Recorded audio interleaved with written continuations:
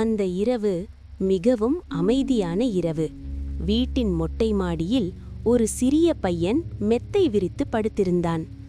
அவன் கண்கள் நட்சத்திரங்கள் நிறைந்த வானத்தை பார்த்து கொண்டிருந்தது. குளிர்ந்த காற்று மெதுவாக வீசிக்கொண்டிருந்தது. அந்த காற்றில் அவன் கண்கள் மெதுவாக மூடிக்கொண்டது.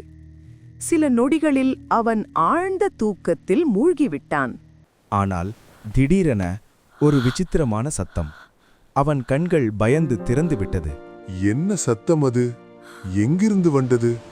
அவன் மெதுவாக சுற்றி பார்த்தான்.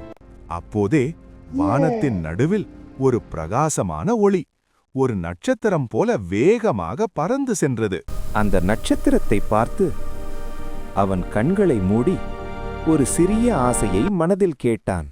அந்த நட்சத்திரத்தை பார்த்து அவன் கண்களை மூடி ஒரு சிறிய ஆசையை மனதில் கேட்டான். அதற்கு பிறகு அவன் மீண்டும் மெத்தை மீது படுத்தான். ஆனால் அந்த இரவு அவன் மனதில் ஒரு அழகான நினைவாக என்றும் இருந்தது.